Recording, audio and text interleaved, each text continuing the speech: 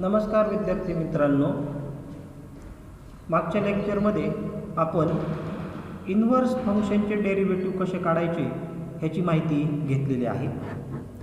आज आपण derivatives of inverse trigonometric functions, standard inverse trigonometric functions ह्या आर्टिकलला सुरुवात करत आहोत. म्हणजे काय करणार आहेत आपण जनरल इन्व्हर्स फंक्शनचे डेरिव्हेटिव्ह शिकलेलो आहोत. आता आपण ट्रिगोनोमेट्रिक फंक्शन जे आहेत त्यांचे जे इन्व्हर्स फंक्शन आहेत त्यांचे डेरिव्हेटिव्ह्ज कसे काढायचे ते पाहणार आहोत. मी पहिला जो रिझल्ट आहे तो रिझल्ट इथं वाचतो. If y is equal to sine inverse x, y is equal to sine inverse x, what are the possible values of x? X lies between -1 and 1. And what about y? Y lies between -π/2 to π/2. If y is equal to sin inverse x, x lies between -1 to 1, y lies between -π/2 to π/2, then dy by dx means derivative of sin inverse x is given by 1 upon root of 1 minus x square. Again, this mod x less than 1, this is already mentioned here. X lies between -1 and 1 means mod x less than or equal to 1. If x is equal to 1, then this will not be defined. If x is equal to -1, then also this derivative is not defined.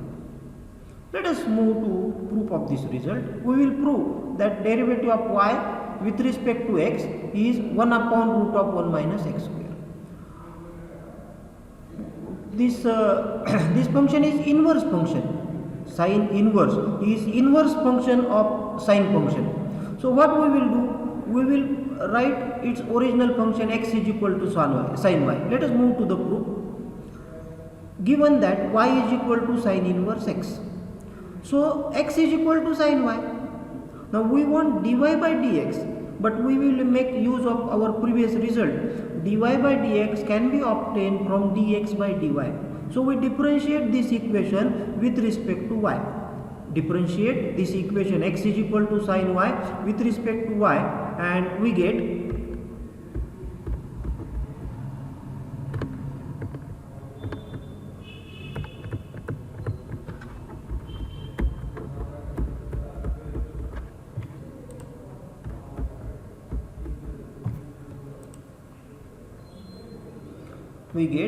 dx by dy is equal to d dy means derivative of sin y with respect to y. So we have differentiated both sides of equation x is equal to sin y with respect to y. So we write this dx by dy as it is here, and in right side we take derivative of sin y. Derivative of sin y with respect to y is cos y. Now we want to express our answer. We want to express our answer in terms of x.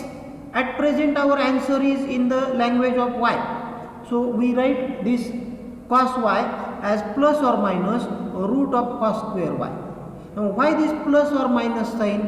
Because we want proper sign. Cos square y is equal to 1 minus sin square y. So dx by dy is equal to plus or minus root 1 minus x square. But cos y is positive since y lies in first or fourth quadrant. See the values of y. Y lies between -π/2 to π/2, that is fourth quadrant or first quadrant, and therefore here we will take plus sign only. So this is value of dx by dy. Now we know dy by dx is equal to 1 upon dx by dy. We have proved this relation in the last lecture. So dy by dx is equal to reciprocal of dx by dy. Reciprocal of root 1 minus x square is 1 upon root 1 minus x square. This is derivative of sin inverse x. So this is how to find derivative of sin inverse x. Similarly, we can find derivative of cos inverse x. I will not prove this result. I will just state it. First result we have proved derivative of sin inverse x is 1 upon root 1 minus x square, and I will give you this as exercise assignment to prove that derivative of cos inverse x is minus 1 upon root 1 minus x square. Now another result, third result. In this third result, we will obtain derivative of cot inverse x. So if y is equal to cot inverse x, what are restrictions on x? X is a real number. And what are restrictions on y? Y lies between 0 to pi. Then this relation y is equal to cot inverse x can be written as x is equal to cot y. Now we differentiate this x is equal to cot y with respect to y. First we find dx by dy and take its reciprocal. So to find dx by dy, we differentiate both sides with respect to y. Derivative of cot y is minus cosec square y. Cosec square y can be expressed as 1 plus cot square y. Cot y is x. Now why we write cosec square y is equal to 1 plus cot square y? Because cot y is equal to x. So dx by dy is equal to minus in bracket 1 plus x square. Now we have relation dy by dx is equal to 1 upon dx by dy. We know dx by dy. We want dy by dx. So dy by dx is reciprocal of that. And therefore derivative of cot inverse x is minus 1 upon 1 plus x square. So this is derivative of cot inverse x. Similarly, you can find derivative of tan inverse x. Derivative of tan inverse x is very much similar to derivative of cot inverse x. So I will leave this as an exercise for you. Derivative of cot inverse x is minus 1 upon 1 plus x square, whereas derivative of tan inverse x is equal to 1 upon 1 plus x square. So take pen and paper and you may stop this video here. आपण हा video पाहत असाल तर इथं थांबायचं, stop करायचा, pause करायचा आणि कॉट इनवर्स एक्सचा डेरिव्हेटिव्ह पाहून तुम्ही टॅन इनवर्स एक्सचा डेरिव्हेटिव्ह काढायचा. ते उत्तर आलं तर पुढचा व्हिडिओ पहा, नाही तर पुस्तक उघडा. पुस्तकामध्ये तुम्हाला टॅन इनवर्स एक्सचा डेरिव्हेटिव्ह काढून दिलेला आहे, त्याचं प्रूफ पहा आणि मगच पुढच्या व्हिडिओकडे जा.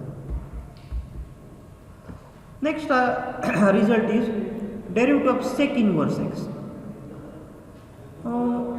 When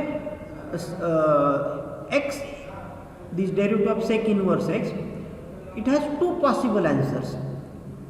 One possible answer is 1 upon x into root x square minus 1 if x is greater than 1, and if x is less than minus 1, then derivative of sec inverse x is minus 1 upon x root x square minus 1. Sec inverse x या फंक्शनचा derivative सांगताना आपल्याला एक्सची किंमत positive आहे की negative आहे हे पाहून त्याप्रमाणे उत्तर लिहावं लागतं. जर एक्स पॉझिटिव्ह असेल आणि 1 पेक्षा मोठा असेल तर सेक इनवर्स एक्सचा derivative 1 upon root x square minus 1 असा असतो. आणि जर एक्सची किंमत निगेटिव्ह आणि -1 पेक्षा लहान असेल तर सेक इनवर्स एक्सचा derivative minus 1 upon x into root of x square minus 1 असा असतो. असं का? याचं प्रूफ तुम्हाला पुस्तकामध्ये पाहायला मिळेल. सविस्तर प्रूफ पुस्तकामध्ये दिलेला आहे. हे 6 रिझल्ट आहेत. या 6 रिझल्टपैकी 2 रिझल्टचे प्रूफ मी दिलेले आहेत आणि बाकीच्या रिझल्टचे प्रूफ तुम्ही तयार करावेत स्वतः अशी अपेक्षा आहे. जर नाही आले लिहिता तुम्हाला तर तुम्ही पुस्तकामध्ये पाहू शकता. इथं कोसेक इनवर्स एक्सचा डेरिव्हेटिव्ह दिलेला आहे. कोसेक इनवर्स एक्सचा derivative minus 1 upon root of x square minus 1 आणि सेक इनवर्स एक्सचा derivative 1 upon root x into root x square minus 1. Derivative of cosec inverse x is minus 1 upon x root x square minus 1. आता मी इथं लिहित असताना सेक inverse एक्सचा एकच derivative लिहिलेला आहे, कोसेक इनवर्स एक्सचा एकच डेरिव्हेटिव्ह लिहिलेला आहे. आणि जर तुम्ही मागच्या स्लाइडवर पाहिलं तर सेक इनवर्स एक्स करता 2 डेरिव्हेटिव्ह आहेत. एक्सच्या किमतीवर एक्स कसा आहे ते पाहून. कोसेक इनवर्स एक्स करता पण 2 डेरिव्हेटिव्ह आहेत. पॉझिटिव्ह एक्स करता निगेटिव्ह डेरिव्हेटिव्ह आणि निगेटिव्ह एक्स करता पॉझिटिव्ह डेरिव्हेटिव्ह. प्रत्यक्षात हा दोन्ही पण निगेटिव्हच असणार आहेत आणि हे दोन्ही पण पॉझिटिव्ह असणार आहेत. तर मी इथंच तुम्हाला स्पष्टीकरण देऊ इच्छितो की इथं आपण सेक इनवर्स एक्सचा एकमेव डेरिव्हेटिव्ह का लिहिलेला आहे, कोसेक इनवर्स एक्सचा सुद्धा एकच डेरिव्हेटिव्ह का लिहिलेला आहे. याचं कारण असं आहे की आपण इथं गृहीत धरतो आपल्याला सेक इनव्हर्स एक्सचा डेरिव्हेटिव्ह वेळोवेळी लिहावा लागणार आहे आणि प्रत्येक वेळेला आपल्याला माहिती असणार नाही की एक्स पॉझिटिव्ह आहे का निगेटिव्ह आहे. मग आपण थोडं गृहीत धरणार, will assume that x is positive and write the corresponding derivative of sec inverse x. For cosec inverse x also we assume that x is positive. We assume that x is positive and for that positive value of x, derivative of cosec inverse is minus 1 upon x root x square minus 1. So henceforth, while writing derivative of sec inverse x and cosec inverse x, we assume that x is positive. I have listed derivatives of 6 inverse trigonometric functions. Derivative of sin inverse x is 1 upon root x square minus 1. Derivative of cos inverse x is minus 1 upon root 1 minus x square. Derivative of tan inverse x is 1 upon 1 plus x square. Derivative of cot inverse x is minus 1 upon 1 plus x square. Here is derivative of sec inverse x. Derivative of sec inverse x is 1 upon x root x square minus 1 and derivative of cosec inverse x is minus 1 upon x root x square minus 1. Now let us have some problems. For solving these problems, we have to use the chain rule. Chain rule means the derivative of composite functions. dy by du is equal to du by dx into dy by du into du by dx. So here our first problem is y is equal to sin inverse x cube. Y is equal to sin inverse x cube. We know derivative of sin inverse x. We know derivative of sin inverse u also. So consider this u x cube as u. Consider this x cube as u. So we have to take derivative of sin inverse u. Derivative of sin inverse u is 1 upon root 1 minus u square into derivative of u. We are calling this x cube as u. So we must multiply by derivative of x cube. This is because of chain rule. Why to multiply by derivative of x cube? Because of chain rule. This is du by dx. This is dy by du. Now we simplify this. Before simplification, we write derivative of x cube. Derivative of x cube is 3x square, and simplify this as 3x square upon root 1 minus x raised to 6. So this is how we write derivative of sin inverse x cube. Next problem is y is equal to cos inverse 2x square minus x. Cos inverse 2x square minus x. Here I will give you two solutions. First solution, y is equal to cos inverse 2x square minus x. Therefore cos y is equal to 2x square minus x, and differentiate this equation with respect to x. So derivative of cos y with respect to x is minus sin y into dy by dx. So here also I have used the chain rule. And in right side we write derivative of 2x raised to 4 minus x. Derivative of 2x square is 4x. Derivative of minus x is minus 1. We simplify this. We take this minus sin y to right side and express this sin y in terms of x, because we want value of dy by dx in terms of x, in the language of x. x च्या भाषेमध्ये x मध्ये उत्तर पाहिजे, म्हणून या sin y ला आपण route मध्ये घेऊन sin स्क्वेअर y लिहू शकतो. sin स्क्वेअर y ला 1 मायनस cos स्क्वेअर y लिहू शकतो. असं का करायचं? कारण माझ्याकडे cos y ची व्हॅल्यू आहे. cos y ला आपण 2x स्क्वेअर मायनस x असं लिहू शकतो. cos y ची किंमत x च्या भाषेमध्ये माझ्याकडे आहे. मग ह्या cos स्क्वेअर y च्या जागी 2x into 2x minus 1 bracket square अशा पद्धतीने आपण लिहू शकतो. याच्यातून x कॉमन घेतलेला आहे आणि x कॉमन घेऊन त्याचा स्क्वेअर केलेला आहे. तर ही एक मेथड झाली. आता दुसरी जी मेथड आहे ती मी इथं लिहिलेली आहे. If y is equal to cos inverse 2x square minus x, I know derivative of cos inverse x. I know derivative of cos inverse x. I can write derivative of cos inverse u. So let us consider, treat this 2x square minus x as u. So I want to write derivative of cos inverse u. Derivative of cos inverse u is minus 1 upon root 1 minus u square. I am calling this 2x square minus x as u into derivative of u into derivative of 2x square minus x. Derivative of 2x square is 4x and derivative of x is 1. This minus sign as it is. Simplify this and we get the answer. Answers are same. Answer will not change.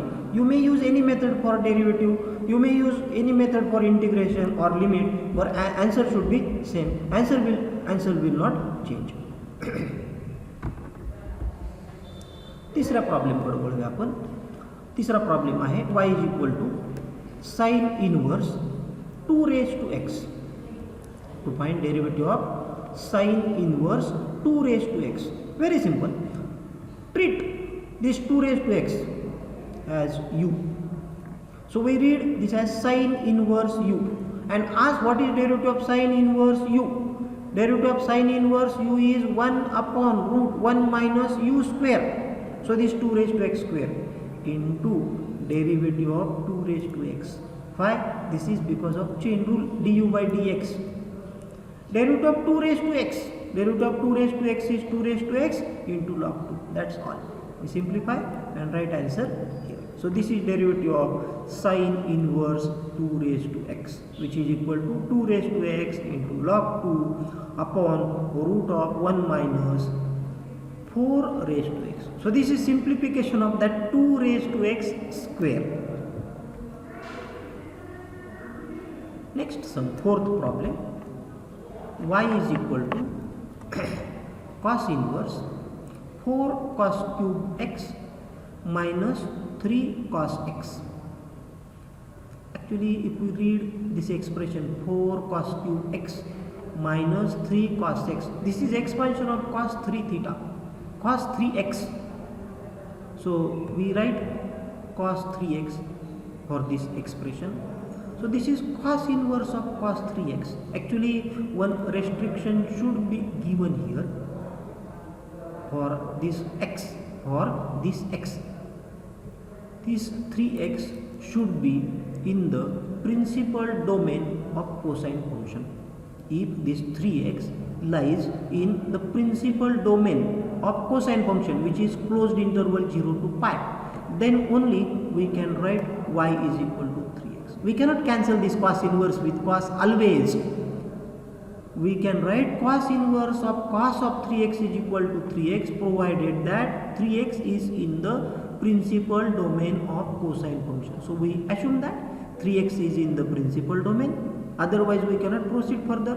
Otherwise आपल्याला हा problem सॉल्वच करता येणार नाही. म्हणून आपण गृहीत धरूया की हो बाबा 3x हा कोसाइन फंक्शनच्या प्रिन्सिपल डोमेनमध्ये आहे. आहे म्हणायला आपल्याला काय वाटतं? आहे आहे आहे आहे. Now differentiate this y is equal to 3x. Means take derivative of 3x. Derivative of 3x is 3. So this problem seems to be very simple, but one condition is missing here. Condition द्यायचीच राहिलेली. तुमची चूक नाही, माझी चूक नाही, आपली दोघांची चूक नाही. प्रॉब्लेमच अर्धा आहे. आपण काय करणार? पाचवा प्रॉब्लेम हा. y is equal to cos inverse sin 4 raised to x. Again this 4 raised to x should be in the domain. Actually not 4 raised to x, but this pi by 2 minus 4 raised to x should be in the domain of cosine function. So we use here one result. That result is cos 90 minus theta is equal to sin theta. Cos 90 minus theta is equal to sin theta. Cos pi by 2 minus theta is equal to sin theta. So we express this sin 4 raised to x as cos pi by 2 minus 4 raised to x. Why? Why? Because this expression here is, this function here, outside function is cos inverse. So cos inverse of cos of pi by 2 minus 4 raised to x is pi by 2 minus 4 raised to x. Assuming that everything happens nicely, that pi by 2 minus 4 raised to x is in the principal domain. असायलाच पाहिजे, नाही म्हणून चालणार नाही. Differentiate with respect to x. Derivative of pi by 2 is 0. It is constant function. And derivative of 4, this minus sign as it is, and derivative of 4 raised to x is 4 raised to x into log 4. This is answer. You may write this answer finally without the 0. हा 0 लिहू काढून टाकून minus 4 raised to x into log 4 असं उत्तर आपण लिहू शकता. सहावा प्रॉब्लेम आहे. आपल्याला sine inverse root 1 minus cos x upon 2 ह्या फंक्शनचा डेरिव्हेटिव्ह काढायला सांगितलेला आहे. आपण काय करूया, त्याला साईनच्या भाषेमध्ये लिहायचा प्रयत्न करूया. मग कुठला तरी एखादा माहीत नसलेला फॉर्म्युला वापरू आपण. 1 minus cos x 1 minus cos x is 2 sine square x by 2. 1 minus cos x is equal to 2 sine square x by 2 हा माहीत नसलेला फॉर्म्युला इथं मी वापरला. हा 2 ह्या 2 बरोबर कॅन्सल होईल आणि ह्या साइन स्क्वेअर एक्स बाय 2चं स्क्वेअर रूट येईल साइन एक्स बाय 2. झाला ना simplify. Sine inverse sine x by 2. assume that this x by 2 is in the principal domain of sine function. Principal domain of sine function is closed interval minus pi by 2 to pi by 2. इथं हे द्यायला पाहिजे. कुणी, तुम्ही नाही, मी नाही, problem ज्याने लिहिलेला आहे त्याने इथं द्यायला पाहिजे होतं की x by 2 lies between minus pi by 2 to pi by 2. So y is equal to x by 2. Differentiating both sides with respect to x, we get dy by dx is equal to 1 by 2. So this is derivative of that big complicated function. Next example. आता याच्यामध्ये सुद्धा खूप सारे calculation दिसतात. एक विशिष्ट particular type आहे हा, आणि ह्या टाईपच्या आपल्या पुस्तकामध्ये बरेच उदाहरणं आहेत आणि परीक्षेमध्ये सुद्धा असे प्रश्न आपल्याला पाहायला मिळतात. म्हणजे यापूर्वीच्या पेपरमध्ये पाहिलेले आहेत मी, ह्या वर्षी असेल का नाही ते मला नाही माहिती. y is equal to sin inverse 2 cos x plus 3 sin x upon root 13. We rewrite this as sin inverse 2 upon root 13 into cos x plus 3 upon root 13 into cos x. इथं एक चुकीची मिस्टेक झालेली आहे. हा sin x जो आहे ना तो इथं चुकून cos x असं लिहिला गेलेला आहे. तर इथं ही एक चूक झालेली आहे आपली. साइन एक्सच्या जागी कॉस एक्स ही चूक माझ्याकडूनच झालेली आहे. टायपिंग करत असताना ही मिस्टेक झालेली आहे. आपण करेक्ट करून घेऊया ती. इथे साइन एक्स वाचूया. आता आपण याचे जे कोएफिशियंट आहेत ना 2 अपॉन रूट 13 आणि 3 अपॉन रूट 13 हे इतके छानपैकी ॲडजस्ट केलेले आहेत ना, हे छानपैकी ॲडजस्ट केलेले आहेत. कसे केलेत माहिती का, ह्यांच्या वर्गांची जर बेरीज केली आपण, if we square them and add the square of this first coefficient is 4 upon 13. इथं 13 वाचायचे, 4 अपॉन 13 ही पण एक चुकीची मिस्टेक आहे. 4 upon 13 plus 9 upon 13. This is square of this quantity b. If I call this as a and this as b, then a square plus b square is 1. And if a square plus b square is 1, म्हणजे इथं जे coefficient असतात त्यांच्या वर्गांची बेरीज केली आणि ती जर 1 येत असेल तरच आपण हा प्रॉब्लेम सॉल्व्ह करू शकतो. म्हणजे इथं 2च्या जागी जर 5 घेतला आणि बाकी आहेत तसेच ठेवले तर हा प्रॉब्लेम करता येणार नाही. मग तुमच्या पुस्तकामध्ये जे सगळे प्रॉब्लेम दिलेले आहेत ना अशा पद्धतीचे ह्या टाईपचे हे सगळे ॲडजस्ट करून दिलेत. हे नंबर अगदी नाईसली ॲडजस्ट करून दिलेले, तुम्हाला काहीही अडचण येणार नाही. सो बिकॉज ऑफ दिस म्हणजे काय, since the sum of the squares of these two coefficients is equal to 1, we can call one of them as sin alpha and other one as cos alpha. ह्या दोघांच्या स्क्वेअरची सम 1 येत असल्यामुळे त्यातल्या एकाला sine alpha आणि दुसऱ्याला कॉस अल्फा म्हणायला काहीच हरकत नाही. जर त्यांच्या वर्गांची बेरीज एक येत नसती तर आपण एकाला साइन अल्फा आणि दुसऱ्याला कॉस अल्फा म्हणू शकलो नसतो, कारण sine square alpha plus cos square alpha is always equal to 1. ते तसं असावं लागतं म्हणून ही कंडिशन तुम्हाला दिलेली आहे किंवा ॲडजस्टमेंट करून दिलेली आहे. तुम्ही काळजी करायचं कारण नाही. तुमचे सगळे प्रॉब्लेम, कोणतेही प्रॉब्लेम तुम्ही पाहिले तर त्याच्यामध्ये ए स्क्वेअर प्लस बी स्क्वेअरची किंमत ही 1 येणार आहे. तुम्ही एक पहिला जो कोएफिशियंट असेल इथं त्याला मी ए म्हणतो, त्याला तुम्ही साइन अल्फा म्हणा, दुसऱ्याला कॉस अल्फा म्हणा आणि ते एक्सप्रेशन दिसेल आपल्याला y is equal to sine inverse sine alpha into cos x plus cos alpha into sine x. आणि हे जे आहे this is expansion of sine alpha plus x. So my given expression becomes y is equal to sin inverse sin x plus alpha. Assume that x plus alpha is in the principal domain of sine function, and therefore we can write sin inverse of sin of x plus alpha as x plus alpha. Now this alpha is artificial, so in place of alpha we write tan inverse 2 by 3. आता हा कुठून आला? अल्फाच्या जागी tan inverse 2/3. चला इकडे जाऊया वरती थोडं. आपल्याकडे साइन अल्फाची किंमत आहे, कॉस अल्फाची किंमत आहे. मग साइन अल्फाला कॉस अल्फाने डिवाइड करा. sin alpha upon cos alpha will give me value of tan alpha. Root 13 will cancel and 2/3. So tan alpha is equal to 2/3. So alpha is equal to tan inverse 2/3. कोणत्याही पद्धतीने तुम्ही alpha लिहू शकता. याच्यातूनही तुम्ही लिहू शकता alpha is equal to sine inverse 2/√13. शेवटी तो कॉन्स्टंट आहे. आपल्याला त्याचा डेरिव्हेटिव्ह घ्यायचा आणि त्याचा डेरिव्हेटिव्ह 0 येणार आहे. तुम्ही कोणत्याही भाषेमध्ये तुम्ही अल्फाची किंमत लिहू शकता. And derivative of x is 1. Derivative of tan inverse 2/3 is 0 and therefore dy by dx is 1. तर अशा प्रकारचे जे प्रॉब्लेम आहे त्यांची बरेच वेळेला उत्तर 1 किंवा -1 येतात हे तुम्हाला दिसेल. मेकॅनिझम अगदी सेम आहे, फक्त अंक बदलतात, आकडे बदलतात. बाकी प्रोसिजर जे आहे हे प्रोसिजर सेम आहे. हा पुढचा एक प्रॉब्लेम आहे. 8वा प्रश्न. y is equal to sin inverse 2x upon 1 plus x square. Sin inverse 2x upon 1 plus x square. So here we put x is equal to tan theta. आता तुम्ही म्हणाल sir x is equal to tan theta का substitute करायचा, sin theta का नाही, cos theta का नाही, आणि आम्हाला कसं समजणार? याकरता मी तुम्हाला एक उदाहरण देतो की समजा तुम्हाला एक लॉक कुलूप उघडायला सांगितलंय आणि चाव्यांचा बंच तुमच्या हातामध्ये दिलेला आहे.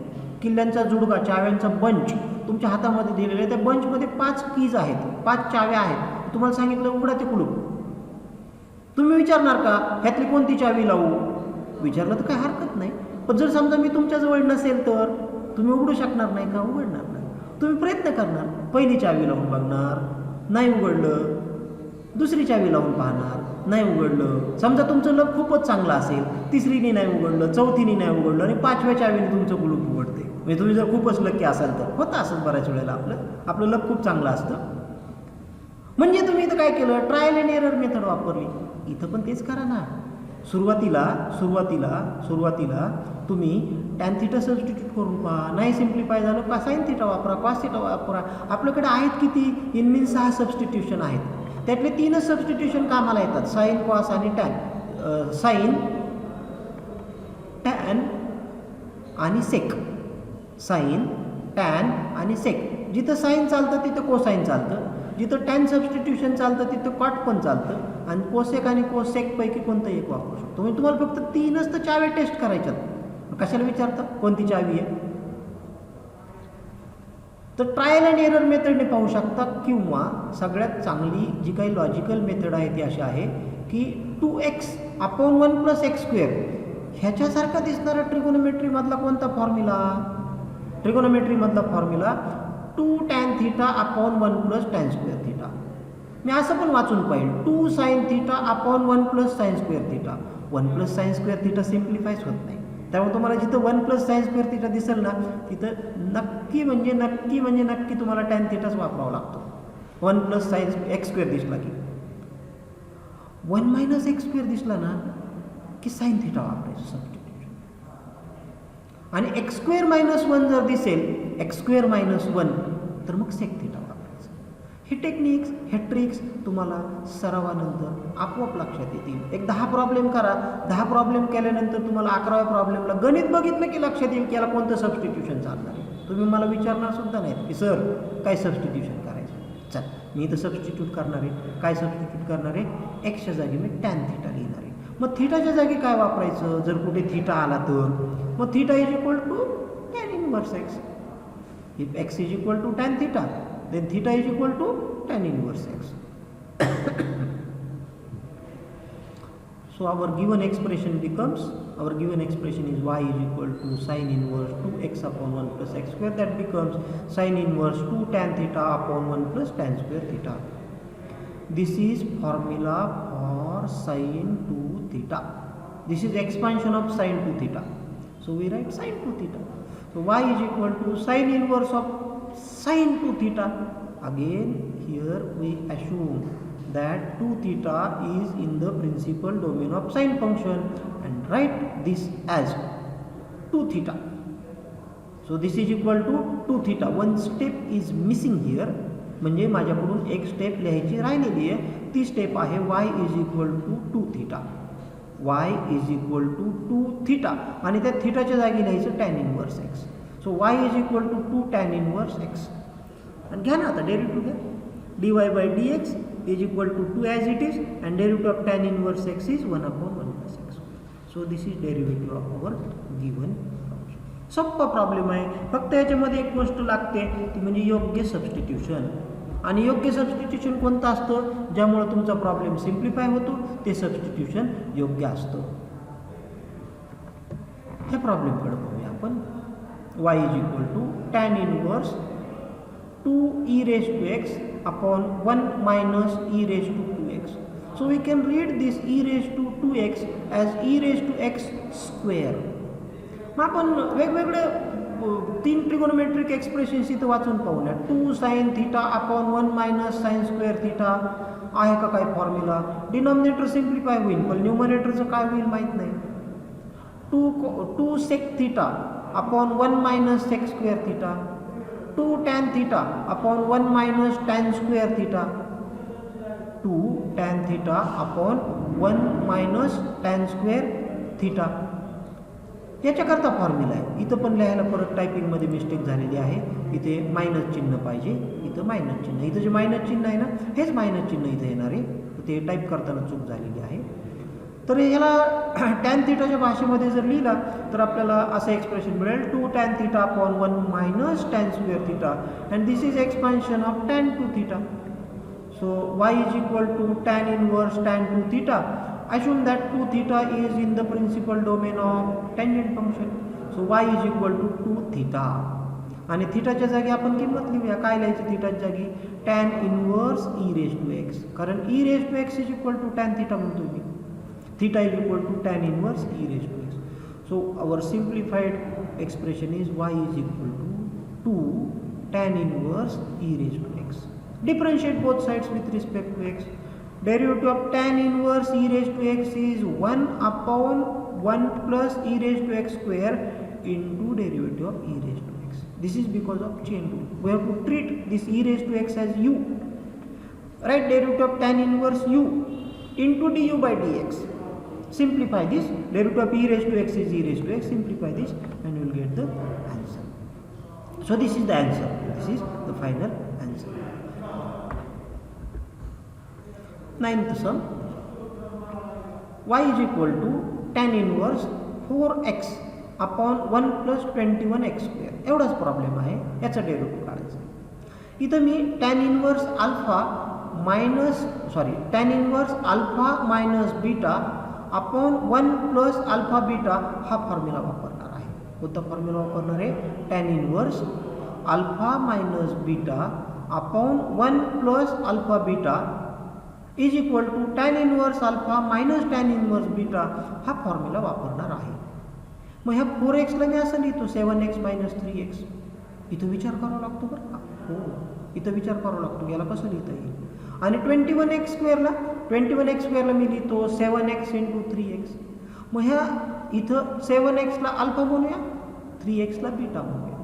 म्हणजे मी याला वाचतो alpha minus beta upon 1 plus alpha into beta आणि tan inverse of that expression is equal to tan inverse alpha minus tan inverse beta. झालं सिम्प्लिफिकेशन झालं. आता फक्त डेरिव्हेटिव्ह घ्यायचं. Derivative of tan inverse x is 1 upon 1 plus 7x square into derivative of 7x which is 7 and derivative of tan inverse 3x is 1 upon 1 plus 3x square into derivative of 3x which is 3. झालं. हे दिलेल्या फंक्शनचा हा derivative. अशाच प्रकारचे आणखी काही problem आपल्या पुस्तकामध्ये दिलेले आहेत. जसा हा एक आहे की इथे 7x upon 1 minus 12x square आहे. तर 4 त्रिक 12 होतात आणि 4 आणि 3 7 होतात. म्हणून याचं स्प्लिटिंग असं जर केलं आपण 4x प्लस 3x तर tan inverse alpha plus beta upon 1 minus alpha बीटाचा फॉर्म्युला वापरून तुम्ही याला एक्सपांड करू शकता. tan inverse alpha plus beta upon 1 minus alpha beta म्हणजे डिनॉमिनेटरमध्ये काय आहे न्यूमरेटरमध्ये काय आहे आणि फॉर्म्युल्यामध्ये काय पाहिजे हे पाहून तुम्हाला याची फोड करावी लागेल, स्प्लिटिंग करावं लागेल, डिफरन्शिएट करा. डिफरन्शिएशन अगदी सोपं आहे. तर अशा पद्धतीने मी तुम्हाला इन्व्हर्स ट्रिगोनोमेट्रिक फंक्शनचे 6 फंक्शनचे डेरिव्हेटिव्ह्ज आणि त्यावर आधारित काही प्रॉब्लेम्स करून दिलेले आहेत. एक्सरसाइज 1.2 जी आहे आपल्या पुस्तकामधली ही इन्व्हर्स फंक्शनच्या प्रॉब्लेमची एक्सरसाइज आहे.